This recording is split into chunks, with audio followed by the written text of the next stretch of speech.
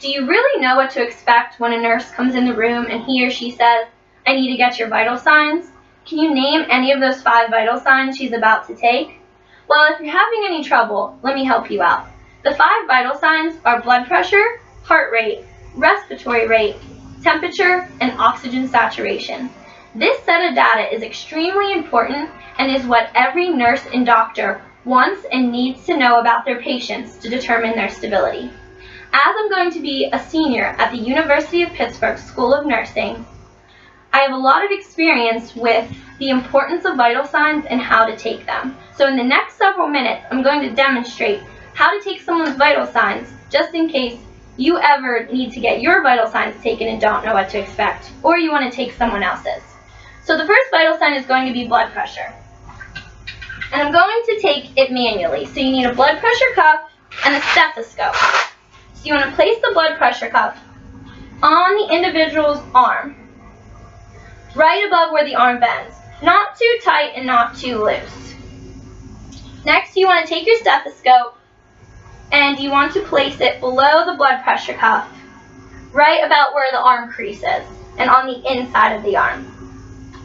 Next, you want to blow the blood pressure cuff up to about 20 millimeters of mercury above the patient's normal blood pressure. Once you get it blown up, you want to slowly let the air release. And as the air is being released, you're listening for a swooshing sound.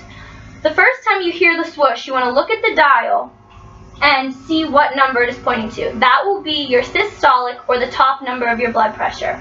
You will continue to hear the swooshing sound.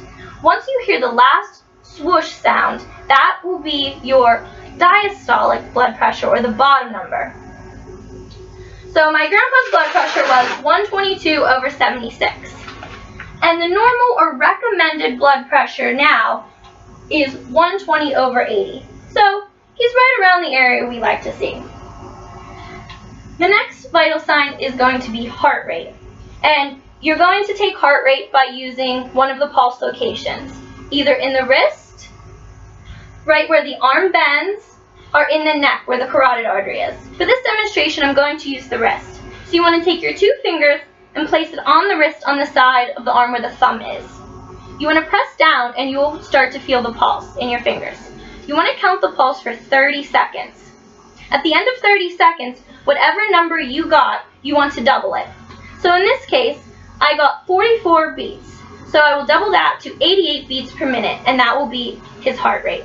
The normal heart rate range is between 60 and 100, depending on what the activity level is.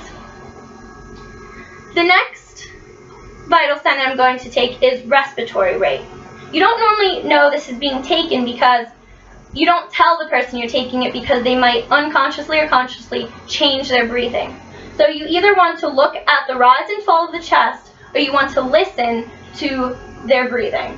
Either one works. And you want to count again for 30 seconds using a stopwatch or a watch with a second hand. At the end of 30 seconds, whatever number you get, again, you want to double that.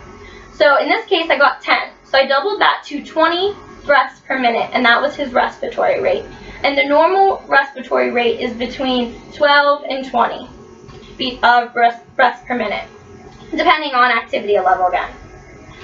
The next vital sign that I will be taking, which everyone out there is probably familiar with, you've probably taken on yourself, and that's temperature.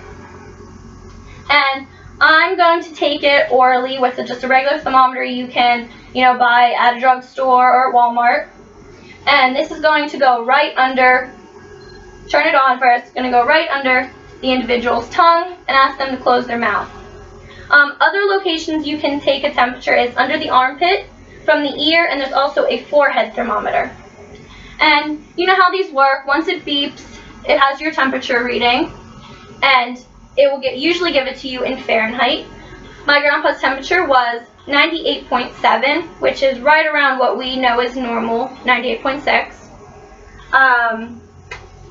The normal, it can actually be about a range. There's not like a, one number that it needs to be. Temperature can fall between 97.6 and 100 degrees Fahrenheit, depending on what the person's doing or what time of day it is. And the final vital sign is oxygen saturation, and that is the percentage of oxygen molecules that are attached to red blood cells circulating in the bloodstream. And I do not have the device with me. You normally see it in a hospital or in a doctor's office. Sometimes you can have personal ones for people at home. But it'll be a little clip that can clip onto any one of the patient's fingers. And in a matter of a couple seconds, it will give you a reading. And it will give you a reading in percent. So what we like to see is above 95% for oxygen saturation. So anywhere from 95% to 100 tells us that they're getting good oxygen saturation. There's enough oxygen circulating in the bloodstream. So now that I have demonstrated to you, you know what to expect if you go into a doctor's office or an emergency room and they tell you they need to get your vital signs. You know it's going to be blood pressure, heart rate, respiratory rate, temperature, and oxygen saturation. You can even take someone else's vital signs yourself, like the heart rate, respiratory rate, or temperature. So go ahead, grab a friend or a parent, or in my case, my grandpa, to test your skills on and try it out.